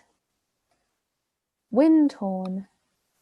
Enter Theseus and all his train, Hippolyta, Aegeus. We will, fair queen, up to the mountain tops and mark the music confusion of hounds and echoes in conjunction.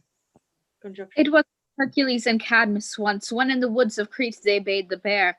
With hounds of Sparta never did I hear such gallant chiding, for besides the grove, the skies, the fountains, every region near seemed all one mutual cry, and never heard such musical discord, such sweet thunder.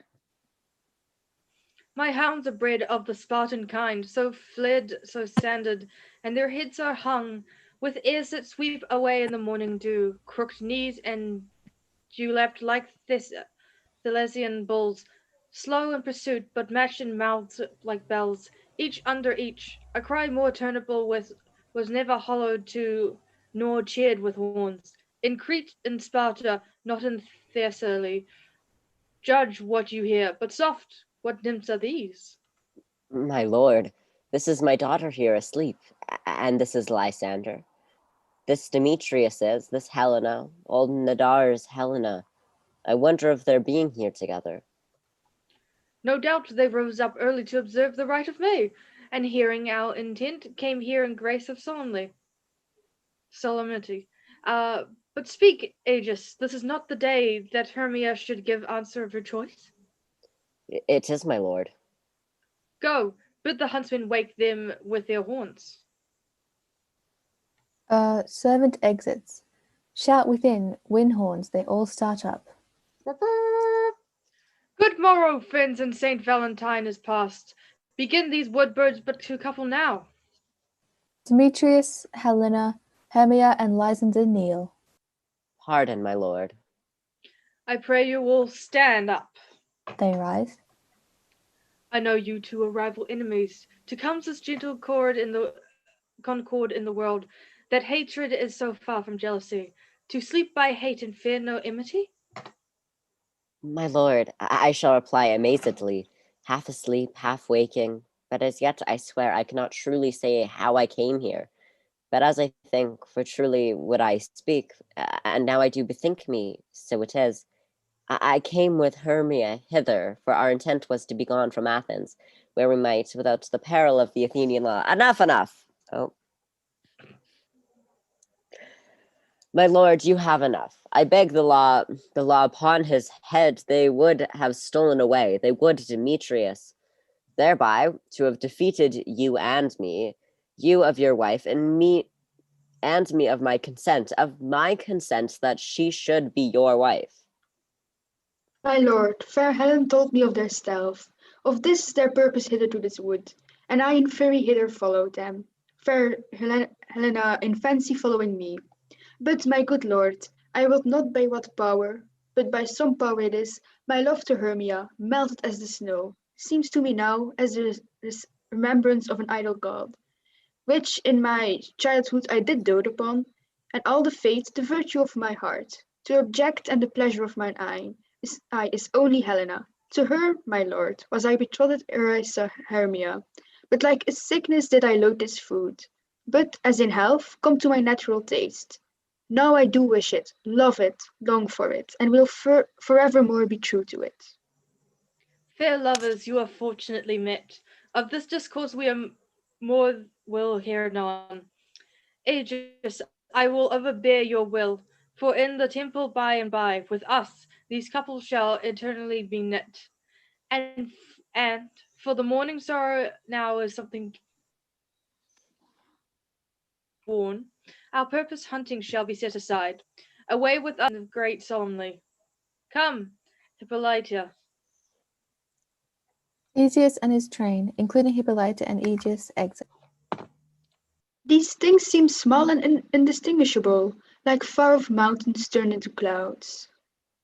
Methink I see these things with parted eyes, when everything seems double.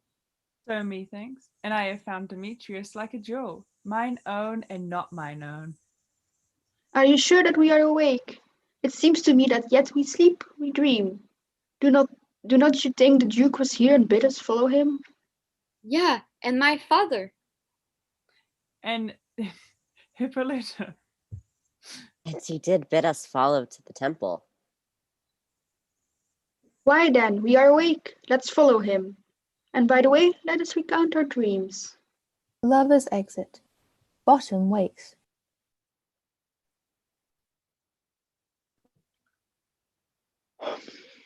When my cue comes, call me and I will answer. My next is most fair Pyramus. Hey ho! Peter Quince, flute the bellows mender, snout the tinker, yeah. Starveling. Yeah, that's a word now. Enjoy. God's my life, stolen hence and left me asleep. I have had a most rare vision. I have had a dream past the wit of man to say what a dream it was. Man is but an ass if you go about to expound this dream. Methought I was. There is no man can tell what. Methought I was, and methought I had, but man is a patched fool if he will offer to say what methought I had. The eye of man hath not heard, the ear of man hath not seen. Man's hand is not able to taste, his tongue to conceive, nor his heart to report what my dream was. I will get Peter Quince to write a ballad of this dream. It shall be called Bottom's Dream, because it hath no bottom, and I will sing it in the latter end of a play, before the Duke. Peradventure, to make it more gracious, I shall sing it at her death. He exits. Act 4, Scene 2. Enter Quince, flute, snout, and starveling. Have you sent to Bottom's house? Is he come home yet? He cannot be heard of. Out of doubt, he is transported. If he come not, then the play is mad. It goes not forward, doth it? It is not possible. You have not a man in all Athens able to discharge Pyramus but he. No, he hath simply the best wit of any handicraft man in Athens. Yea, and the best person too, and he is a very paramour for a sweet voice. You must say paragon, a paramour, I can't pronounce Paramour. that. Paramour. Is, God bless us, a thing of naught. Masters, the Duke is coming from the temple, and there is 2 or 3 lords and ladies more married. If our sport had gone forward, we had all been made men. Oh, sweet bully Bottom, thus hath he lost sixpence a day during his life. He could not have escaped sixpence a day. I cannot speak now. And the Duke had not given him sixpence a day for playing Paramus. I'll be hanged. He wouldn't have deserved it. Sixpence a day in Paramus or nothing. Enter Bottom. Where are these lads? Where are these hearts? Bottom! Almost courageous day, almost happy hour. Masters, I am to discourse wonders. But ask me not what, for if I tell you I am not a true Athenian, I will tell you everything right as it fell out. Let us hear, sweet Bottom. Not a word of me. All I will tell you is that the Duke hath dined. Get your apparel together, good strings to your beards, new ribbons to your pumps. Meet presently at the palace. Every man look o'er his part, for the short and the long is our plays preferred. In any case, let Thisbe have clean linen, and let not him that plays the lion pare his nails, for they shall hang out for the lion's claws. And, most dear actors, eat no onions or garlic, for we are to utter sweet breath, and I do not doubt but to hear them say it is a sweet comedy. No more words. Away! Go away! They exit. Act 5, Scene 1. Enter Theseus, Hippolyta, and Philostrate, lords and attendants.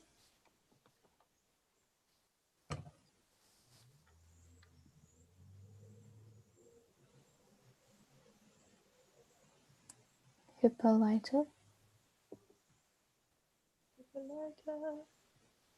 I was not that Mike. 'Tis strange, my Theseus, that these lovers speak of.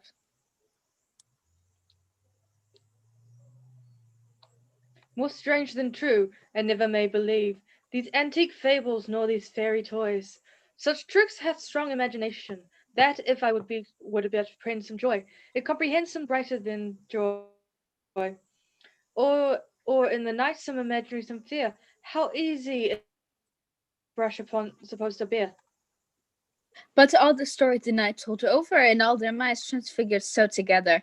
Mayor witnesseth the fancy images, and grown so something of great consistency, but howsoever strange and admirable. Enter lovers, Lysander, Demetrius, Hermia, and Helena. Here comes the lovers full of joy and mirth. Joy, gentle friends, joy and fresh days to love accompany your hearts. More than to us wait in your royal walks, your board, your bed. Come now, what masks, what dances shall we have, to wear away this long age of 3 hours, between our after supper and bedtime? Where is our usual manager of mirth? What revels are in hand? There is no play to ease the anguish and torturing hour. Call Philostrate. Here, mighty Theseus. Say what abridgment have you of for this evening? What mask, what music? How shall we beguile the lazy times, if not with some delight? There is a brief how many sports are ripe. Make choice of which your highness will see first. The battle with centaurs to be sung by an Athens crunch to the harp. Will none of that. That have I told my love and glory of my kinsman Hercules. The riot of Tisbe bacchanals, tearing the Thyrsian singer in their rage. These are an old device, and it was played when I was from Thebes came last the conqueror. Thrice 3 muses mourning from death, of learning tales, deceit, and beggary. That's some sort of satire, keen and critical, not sought with a nuptial ceremony. A tedious brief scene of a young Pyramus and his love Thisbe, a tragical mirth. Merry and tragical, tedious and brief? That is hot ice and wondrous strange snow. How shall we find the concord of this discord? A play there is, my lord, some 10 words long, which is as brief as I have known a play, but by 10 words, my lord, it is too long, which makes it tedious. For in all the play there is not one word apt, one player fitted, and tragical, my noble lord, it is, for Pyramus therein doth kill himself, which, when I saw rehearsed, I must confess, bade mine eyes water, but more merry tears, the passion of loud laughter never shed.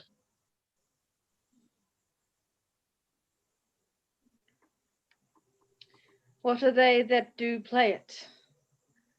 Hard-handed men that work in Athens here, which never laboured in their minds till now, and now have toiled their unbreathed memories with this same play against your nuptial.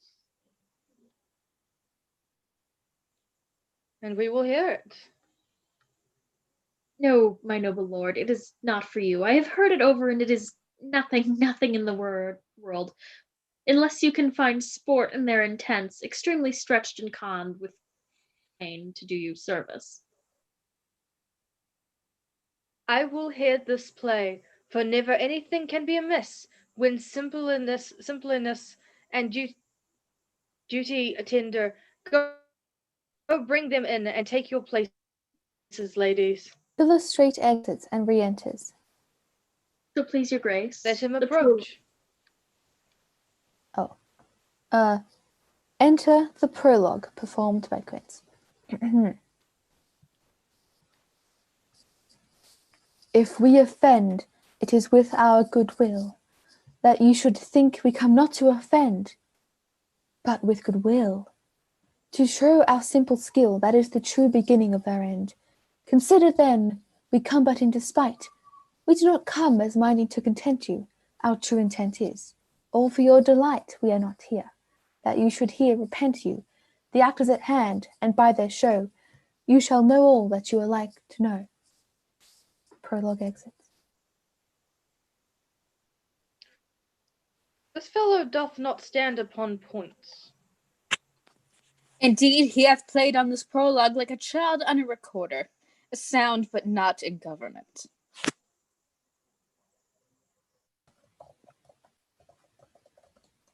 His speech was like a tangled chain, and nothing impaired, but all disordered. Who is next?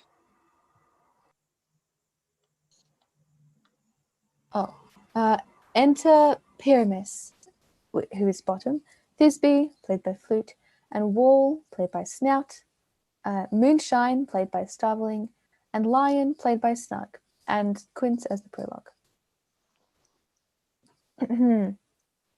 Gentles, perchance you wonder at this show, but wonder on till truth make all things plain.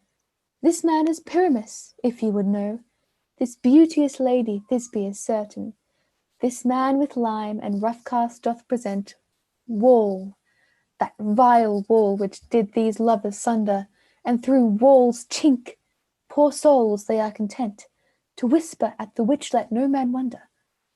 This man with lantern, dog, and bush of thorn presenteth Moonshine, for, if you will know, by moonshine did these lovers think no scorn to meet at Minos' tomb, there to woo.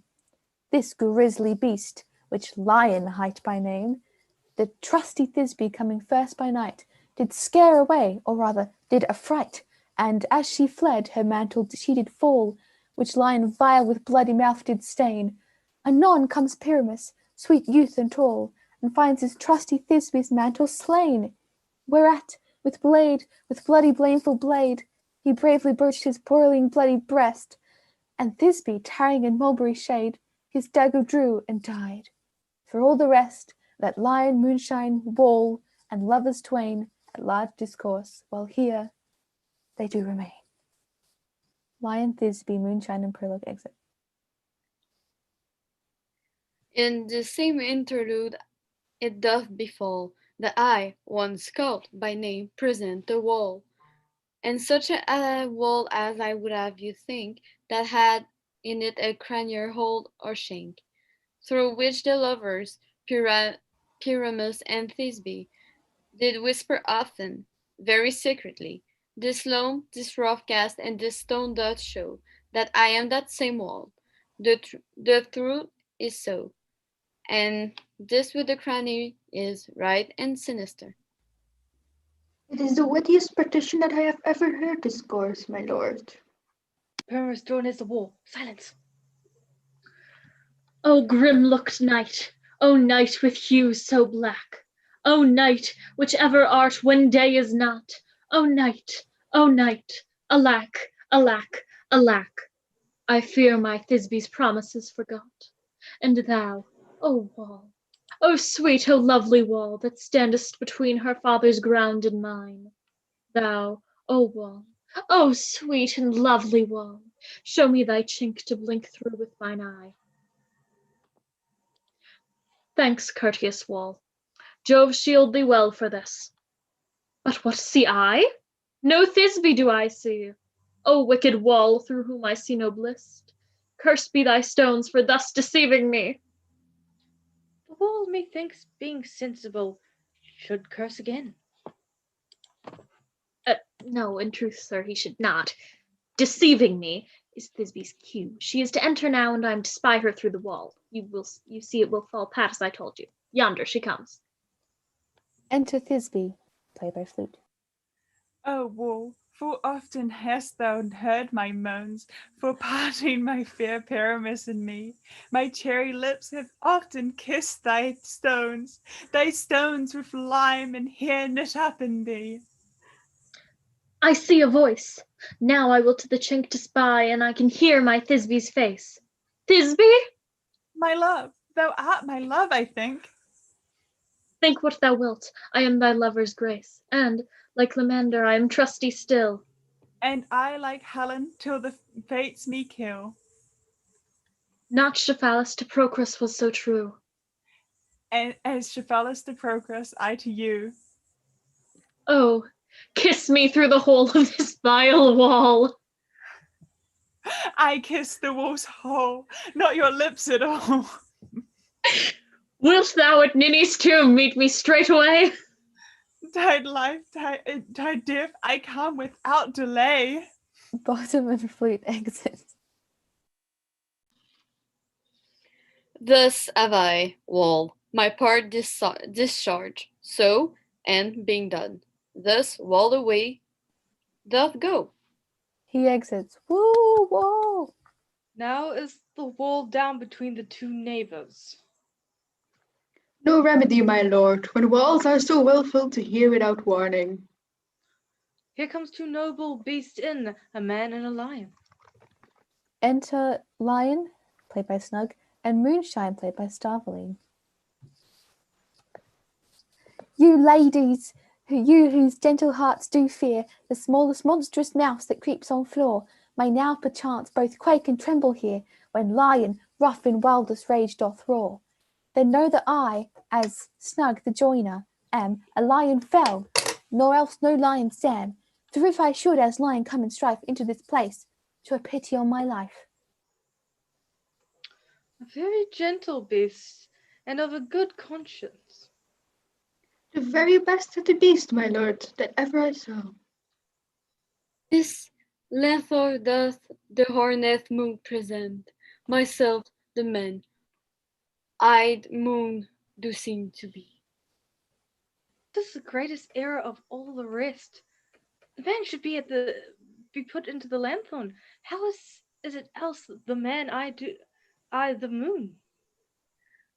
All I have to say is to tell you that the Lenthor is the moon, I the man, I've moon, this thornbrush my thornbrush, and this dog my dog. Why, all these should be in the lanthorn, for all these are in the moon. But silence, here comes Thisbe. Enter Thisbe. This is old Ninny's tomb. Where is my love? Oh! Roar! That was so scary that Thisbe runs off, dropping her mantle. Well roared, lion. Well run, Thisbe! Well shown, moon. Truly the moon shines with a good grace.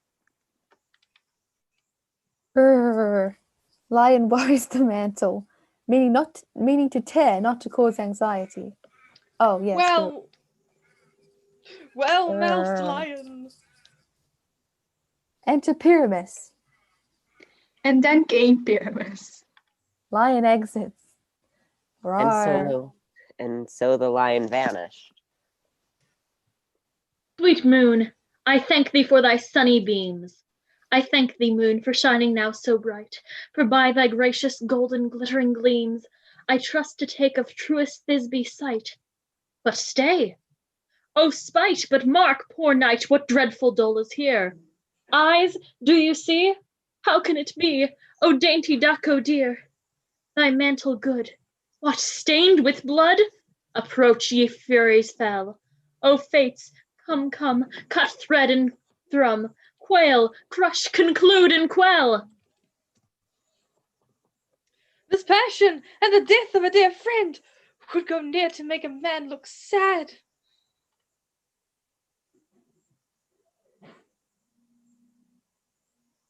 Hippolyta.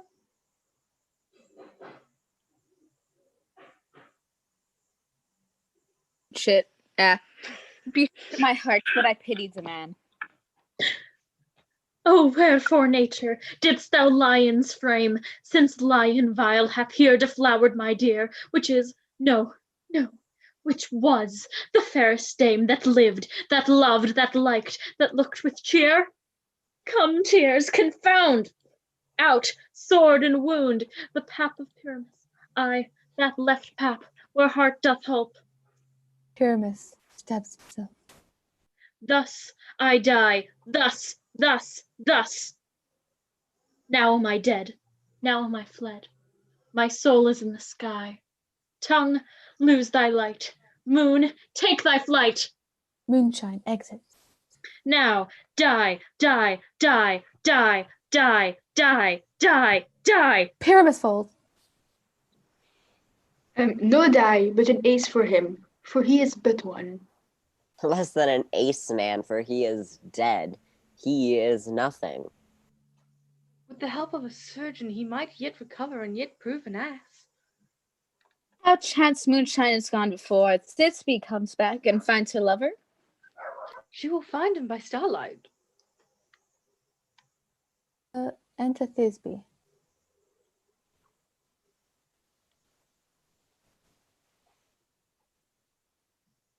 Oh, here she comes, and her passion ends the play.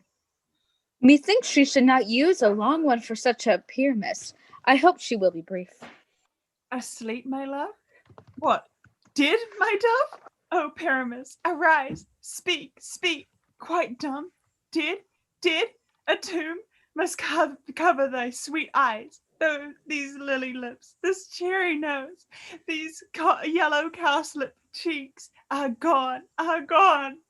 Lovers make moan, his eyes were green as leeks. Oh, sisters three, come to me, with hands as pale as milk.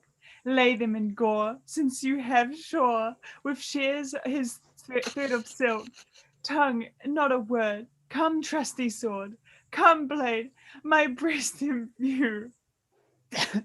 Thisbe stabs herself. And farewell, friends. Thus this be ends. Adieu. Thisbe falls. Moonshine and lion are left to bury the dead. Aye, and wall too. Bottom and flute arise. No, I assure you, the wall is down that parted their fathers. Will it please you to see the epilogue, or hear a bergamasque dance between two of our company? No epilogue, I pray you, for your play needs no excuse, never excuse. For when players are all dead, there need none to be blamed. Marry, if he that wit had played Pyramus and hanged himself in Thisbe's garter, it would have been a fine tragedy, and so it is truly and very notably discharged. But come, your Bergermask, let your epilogue alone.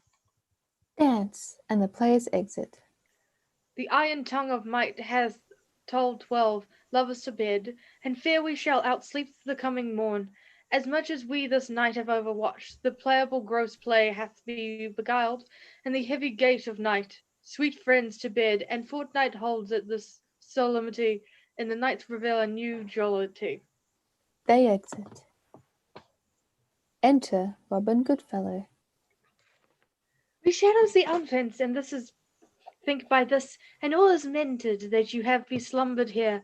While these visions did appear, and this weak and idle theme, no more yields but a dream. Gentles, do not repent.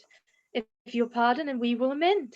And as I am an honest puck, if we have unearned luck, now to scrape the serpent's tongue, we will make amends ere long. Else the puck a liar call. So good night unto you all. Give me your hands, and we be friends, and Robert shall restore amend. He exits. And the end. Yay! Whoa. I pulled my Yay. hair taking that off. Ow. Oh no. Oof, For ouch. some reason, the little ending bit Robin kind of sounds like a Christmas Carol. Ooh. Oh, it definitely does. Do we have credits? No. No. Oh.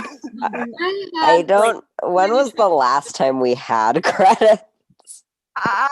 Don't think about it. Don't It think was about Princess it. Bride? Princess Bride? Yeah, I made Princess Yeah, Bride. Princess right Bride, after we right. finished. Yeah. I am so sorry, guys. I had so many problems with the iPad for the text. And That's okay. Okay. It's fine, it Let's happens. look at like Justin in our first attempted co-party reading. I was sweating. I was like, It's okay. We are not professionals by any means. oh, Okay, aren't well, we? We Goodbye. have to thank John Madison and then Oh, Yeah, Thanks, we're- John. thanks, John. For People play not people. streaming. How do I end the live? By the Press way, stop. the Button. chat, you turned the Sorry, chat but it off is all so the we bad jokes. couldn't comment. Oh, did I? Oh.